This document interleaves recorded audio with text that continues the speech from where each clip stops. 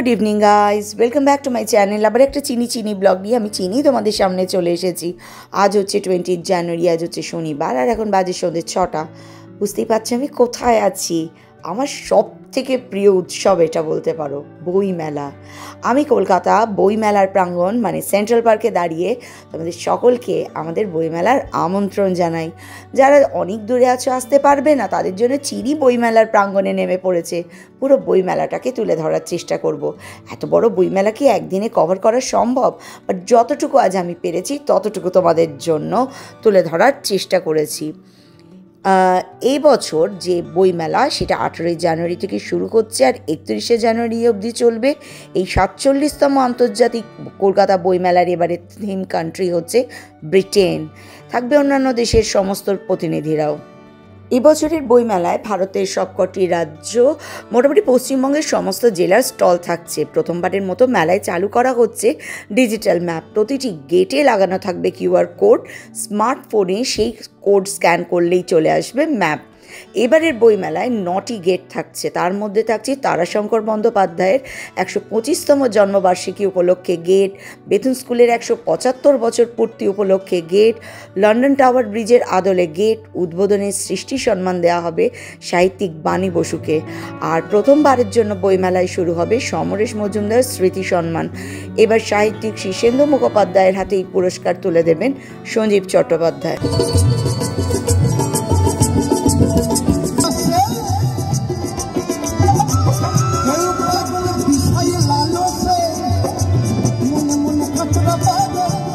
এবারের বই মেলায় অংশগ্রহণ করছে বিশ্বের 20টি দেশ। তালিকায় রয়েছে Britain, America, Germany, France, Italy, Russia, Spain, Peru, Colombia, Argentina, Mexico, Cuba, Dominican Republic, Guatemala, Costa Rica, Thailand. 12 বছর পর অংশ নিচ্ছে জার্মানি। এবারে নতুন রূপে সেজে উঠতে চলেছে বাংলাদেশ প্যাভিলিয়ন।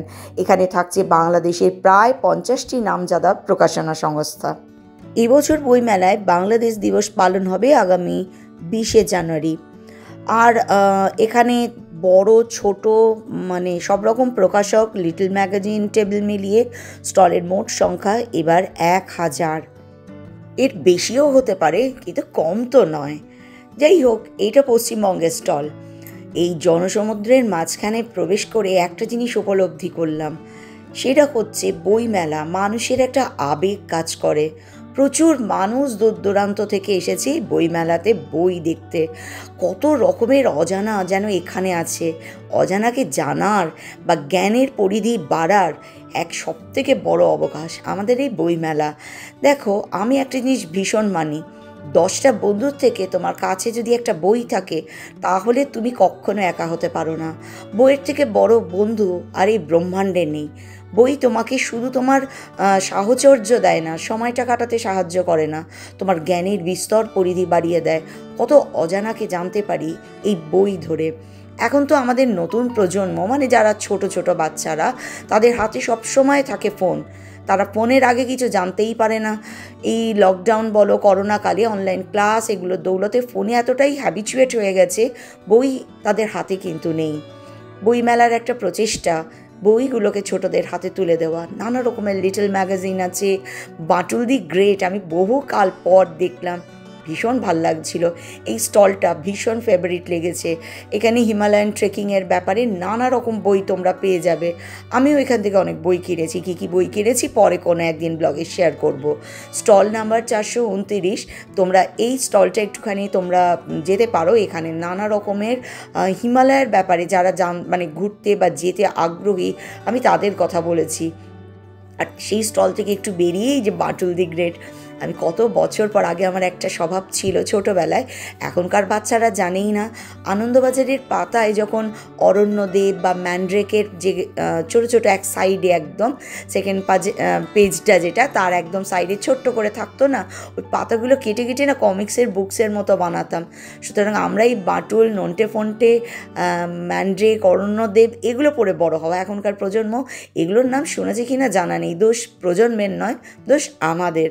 কারণ কারণ এগুলোর বদলে তাদের হাতে তো আমরা ফোন তুলে দিচ্ছি। বাচ্চারা যখন খাচ্ছে না ফোন দিয়ে দিচ্ছি, খেতে খেতে কী খাচ্ছে তারা সেটুকুও মনে হয় জানে না। বাচ্চারা কাঁদছে, হাতে ফোন তুলে দিচ্ছি, কিছুক্ষণের জন্য ফোন নিয়ে আনমনা থাকছে, আমরা আমাদের কাজগুলো মিটিয়ে দিচ্ছি। আমরা তো আর ছোটোবেলায় এগুলো পাইনি। আমাদের মন খারাপের সাথী, আমাদের আনন্দের সাথী আমাদের বই ছিল। আমি পাগলের মতো বই পড়তে ভালোবাসি, আর এই বই আমাকে অনেক কিছু দিয়েছে। প্রতিদিন জ্ঞানের পরিধি একটু একটু করে বৃদ্ধি করেছে। এবং ওই যে একটা কথা সবসময় তোমাদের বলি না, সৎসঙ্গ, সৎকর্ম, সৎচিন্তা, সৎবাক্য, এটা আমাকে বইই দিয়েছে। বইয়ের থেকে ভালো বন্ধু নেই। না করে তোমার সাথে বিশ্বাসঘাতকতা, না করবে তোমাকে ভুল রাস্তা চয়ন করতে সাহায্য করবে, সব সময় তোমাকে সঠিক মার্গ দেখিয়ে তোমাকে হাত ধরে নিয়ে যাবে, কত কিছু জানতে পারবে। ছোটোবেলায় তো আমরা ডিটেকটিভ গল্প, অ্যাডভেঞ্চারের গল্প পড়ি, এখনকার বাচ্চাদের এগুলোরও আগ্রহ নেই। আর এখন তো অনলাইনে বই পড়া যায়, এরকম ব্যবস্থাও চলে এসছে, তো সেজন্য। কিন্তু খুশিকে একটা বই কিনে দিয়েছি, খুব সুন্দর, সেটা খুশির সিরিজে আছে বইটা, ইংলিশ বই, তোমাদের সাথে পরে কখনো শেয়ার করব। আর এই জায়গাটা আমার দুটো স্টল বইমেলার সব থেকে প্রিয়, একটা হচ্ছে উদ্বোধনের, একটা সারদা মঠের। তো উদ্বোধন স্টলে গেছিলাম আমি, এখানে গুরু মহারাজের দুটো বই কিনেছি, আমার ভীষণ ভালো লেগেছে। এখানে কত বই যে তোমরা চিন্তা করতে পারবে না, আমি অবাক দৃষ্টিতে দেখছিলাম, ক্ষমতা থাকলে সব নিতে ইচ্ছে করছিল। কিন্তু কিছুক্ষণ দাঁড়িয়ে পাতা উল্টে তুমি পড়তে পারো, কত কিছু জানতে পারবে। বড় কথামৃতটা মোটাটা পড়তে যদি গাটা কাঁপে, ছোট্ট করে কথামৃত আছে এখানে, সবটুকু কি নেই, শুধু সেটাই হচ্ছে গল্প। এরপর আমার না জেনেই একরকম বইমেলায় গেছিলাম, সারদা মঠের স্টলটা কোথায়। তো যাই হোক, সারদা মঠের স্টল খুঁজতে খুঁজতে আমার বিভিন্ন স্টল ঘোরা হয়ে যাচ্ছিল। এত ভালো লেগেছে, কত বইয়ের কালেকশান যে চিন্তা করতে পারবে না। ছোটোবেলার কত বই দেখলাম, মানে যেগুলো আমরা পড়ে বড় হয়েছি বলতে পারো, গোয়েন্দা বই যেগুলো, তো সেরকমও দেখলাম, তো ভালো লাগছিল। আমার কাছে বইমেলা একটু নস্টালজিকও বটে। বইমেলার সাথে আমার সখ্যতা এত গভীর, আগে যখন ময়দানে হতো আমাদের তো যাওয়া হতো না, অনেকটা দূর, সে কারণে আমি জীবনে প্রথমবার বইমেলা দেখেছিলাম যে বছর আমার বিয়ে হয়, সেই বছরে আমি, আমার হাজব্যান্ড, আমার ননদ, আমরা চারজনে বইমেলা ফার্স্ট টাইম দেখতে গেছিলাম। এরপর ইচ্ছা করলেও আমি দুর্গাপুর চলে যাই, ফলে আমার প্রতি বছর বইমেলা দেখা হতো না, সেই কারণে মিস করতাম, খবরের কাগজের পাতায় বইমেলাকে দেখতাম। আর যখন আজ থেকে 11-12 বছর আগে আবার পার্মানেন্টলি সল্টলেকে আমি চলে আসি, তখন মনে হতো ইস বইমেলা কলকাতায় হচ্ছে, কিন্তু আমি সব সময় যেতে পারি না। তো এই যে একটা টান, সব থেকে ভালো বন্ধু বোঝে মনে হয় আর এক বন্ধুর কষ্ট, সেই কারণে বইমেলা চলে এসছে আমার কাছে। মানে বলি না, কোনো ভালোবাসা বা তোমার চাওয়াটা যদি পজিটিভ হয়, প্যাশনেট হয়, তাহলে তোমার সেই ইচ্ছা পূরণ হবেই হবে। তো সেরকম তো আমার বাড়ির কাছে এখন বইমেলা চলে এসছে। আমি আজকে এসছি, আবারও একবার আসবো। আমার যখন ইচ্ছা হবে, আমার মনটা যখন একটু উচাটন হবে, আমি দৌড়ে বইমেলাটায় চলে আসবো। এই কদিন এই জ্ঞান সমুদ্রে ডুব দিতে কার না ইচ্ছা করে বলো। যেমন যখন ইচ্ছা হবে চলে এসো, জ্ঞান সমুদ্রে একটা ঝপ করে ডুব দাও, খানিকটা জ্ঞান আহরণ করে নাও, খানিকটা সঞ্চয় করে রেখে দাও, চলার পথে যাতে পাথেও হতে পারে। আর যেহেতু সারদা মঠের স্টল খুঁজে পাচ্ছিলাম না, তো সে কারণে খুব মানে দিক বিদিক জ্ঞানশূন্য হয়েই বলতে পারো একরকম বইমেলা খুঁজছিলাম। আর আমার হাজব্যান্ডের কাজ ছিল সারদা মঠের স্টল খুঁজে বার করা। কিন্তু এরই মাঝখানে কত মানুষ, কত প্রকাশনা সংস্থায় দেখলাম যারা অথর, তারা বই পাবলিশ করছে, তাদের ছবি তোলা হচ্ছে, একটু দাঁড়িয়ে দেখছিলাম, আবার ঘুরে ঘুরে বিভিন্ন জায়গাগুলোও দেখছিলাম। চলো দেখতে থাকো বইমেলা, কেমন লাগবে কমেন্ট বক্সে কমেন্ট করতে কেউ ভুলবে না কিন্তু।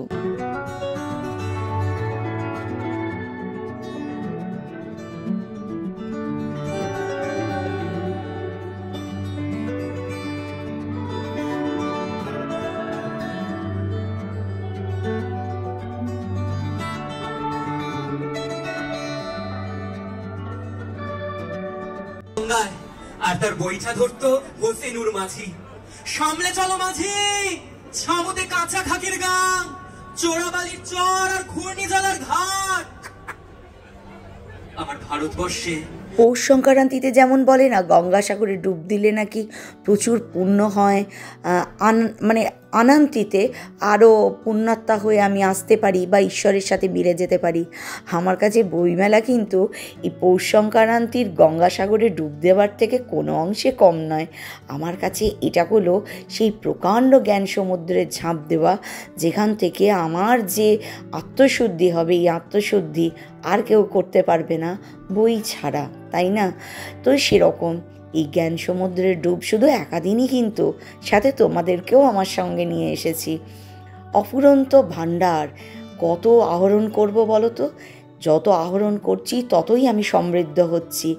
এত কিছু আছে এখানে যে একবার এক স্টলে বেশিক্ষণ দাঁড়ালে যেন মনে হচ্ছে এত তাদের কালেকশান যে সেখানেই বোধহয় সন্ধ্যাটা পুরো কেটে গেল। ফলে আজকের বইমেলার যে আমার এই ব্লগ, সেটা হচ্ছে পুরো বইমেলাতে মোটামুটি কীরকম সমস্ত এসেছে, কোথাকার কীরকম কালেকশান, সেটাকে তুলে ধরা। আর একদিন আসবো, সেদিন আমার যে জায়গাগুলো বেশি ভালো লেগেছে, যেখানে আমার মনে হয়েছে আমার প্রয়োজনীয় অনেক জিনিস আছে, সেই জায়গাটাতে এসে অনেক কিছু কিনবো। যদিও আজকে অনেক বই আমাকে আমার হাজব্যান্ড কিনে দিয়েছে, কারণ আগামী 25শে জানুয়ারি আমার অ্যানিভার্সারি। তো অ্যানিভার্সারিতে হাজব্যান্ডের প্রশ্ন ছিল যে উপহার কী লাগবে। আমার ভীষণ ভালো লাগে যত আমাকে ঠাকুরের বই কেউ গিফট করে। মাকে জানার ইচ্ছা, গুরু মহারাজকে জানার ইচ্ছা, আরও ঈশ্বর তত্ত্ব সম্পর্কে জানাই, এটা আমার ভীষণ একান্ত একটা অভিলাষ। তো যদি একটা কথায় আছে না যে সমস্ত ভালো কাজের পিছনে যিনি করছেন তার করার প্রচেষ্টা যেমন থাকে, তাকে সাপোর্ট করবার জন্য সব দিক থেকে একজন ভালো মানুষের খুব দরকার হয়। তো আমি এই সমস্ত ঈশ্বর কথা বা ঈশ্বর সম্বন্ধে জানার যে আকুলতা, এই যে পথটা আমি চলি না পাগলের মতো দিক বিদিক জ্ঞান শূন্য হয়ে, আমার হাজব্যান্ড আর আমার দুই কন্যের যদি সাহায্য না থাকতো, এখানে কিছুতেই আমি এক কদম এগোতে পারতাম না। ভীষণ রকম সাপোর্ট করে ওরা। তো আমার হাজব্যান্ড বললো, ঠিক আছে, এটি যদি তোমার অ্যানিভার্সারির উপহার হয় তাহলে তাই হোক। তো আমাকে অনেক বই কিনে দিয়েছে। তোমাদের সাথে শেয়ার করব আমি কী কী বই কিনেছি। আর একবার তো অতি অবশ্যই আগে যাব। তো যাই হোক, আমাদের বইমেলার এই স্টল যেহেতু সল্টলেকে হয়েছে, তো পুলিশে পুরো 6 লাভ, কারোর যাতে কোনো রকম কষ্ট না হয়, তাই কলকাতা পুলিশ কিন্তু সদা তৎপর। শুধু কলকাতা পুলিশ, আমাদের বিধাননগর পুলিশও কিন্তু সদা তৎপর, যাতে কোনো মানুষের কোনো রকম সমস্যা না হয়। খুব ভিড় ছিল, কিন্তু ভিড়ের মধ্যেই জনসমুদ্রে পুলিশরাও কিন্তু ঝাঁপিয়ে পড়েছিল, মানে যারা আমার পুলিশ ভাইরা আছে, এবং যাতে আমাদের কারোর কোনো রকম সমস্যার সম্মুখীন আমরা না হই, তাই জন্য জনসমুদ্রে তারাও যেন আমাদের সাপোর্টে পায়ে পা মিলে ঘুরিয়ে চলেছে। তার জন্য কলকাতা পুলিশ এবং বিধাননগর পুলিশকে জানাই অসংখ্য ধন্যবাদ। এত সুন্দর একটা অনুষ্ঠানকে এত সুচারুভাবে, এত নির্বিঘ্নভাবে পরিচালনা করার জন্য বা এগিয়ে নিয়ে যাওয়ার জন্য অসংখ্য ধন্যবাদ। আর এই হলো আমার সারদা মঠের স্টল, আর যার লোভে আমি প্রতিবার আসি, আমার সর্বানিধি। ইনি এখন তো মাতাজি হয়ে গেছেন, সবাই মাতাজি বলে বলছে, বাট আমি যখন সারদা কলেজে পড়েছি তখন ইনি ছিলেন আমার প্রফেসর, তিনি তখন ব্রহ্মচারিণী ছিলেন, সে কারণে আমি সর্বানিধি বলে আজও ডাকি। এবং কি অদ্ভুত অনুভূতি জানো না, ব্লগের কথা বলছিলাম যখন, তখন দিদি আমাকে নানা রকম বই খুঁজে খুঁজে দিল। বইমেলায় আমার আসার মূল আকর্ষণ আর কারণ তোমাদের দেখাই।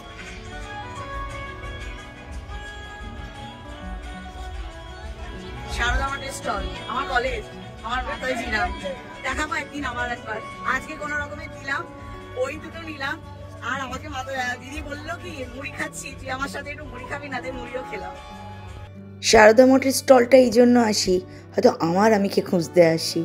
আমার সন্ন্যাসিনী মায়েদের চোখ দিয়ে আমি আমার আমিকে খুঁজে নিই। এত অপার স্নেহ আর ভালোবাসা যা পয়সা দিয়ে কেনা যায় না, তাই না? জ্ঞান আর ভালোবাসা এগুলো অর্জন করতে হয়। আর যাই তোমাকে আদি অকৃত্রিম জ্ঞান দান করবে আর ভালোবাসা দেবে, তার লোভে তো তুমি বারবার আসবে।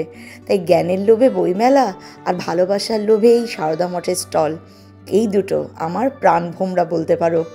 তো সেই জন্য মাতাজিদের বললাম আর একদিন আসবো, এসে অনেকক্ষণ গল্প করব। আজও অনেকক্ষণ গল্প করছিলাম। আমার আমিকে আমি সর্বানিধির চোখ দিয়ে দেখছিলাম। কত কথা, কত গল্প, যা শুধু আমার কলেজের সন্ন্যাসিনী মায়েরা জানে আর আমি জানি আর আমার বন্ধুরা জানে। তাই জন্য এই মুহূর্তটা বাঁচতে বড় ইচ্ছা করে। আমি যতক্ষণ ভিতরে কথা বলেছি, বাইরে খুশি বাবান আর আমার হাজব্যান্ড চুপচাপ দাঁড়িয়েছিল। তারা বাইরে থেকে দাঁড়িয়ে দাঁড়িয়ে বলে, তোমারকে খুঁজে পাওয়ার যে আনন্দ তোমার দু চোখ দিয়ে বয়, আমরা বাইরে থেকে সেটাই দেখি। তুমি না হয় একটু তোমার মতো করে সময় কাটালে। তাই জন্য বললাম, চিনিকে চিনি হবার জন্য যে অনুপ্রেরণা, সেটা চিনির হাজব্যান্ড আর চিনির 2 কন্যার দান আর চিনির মাতারানী।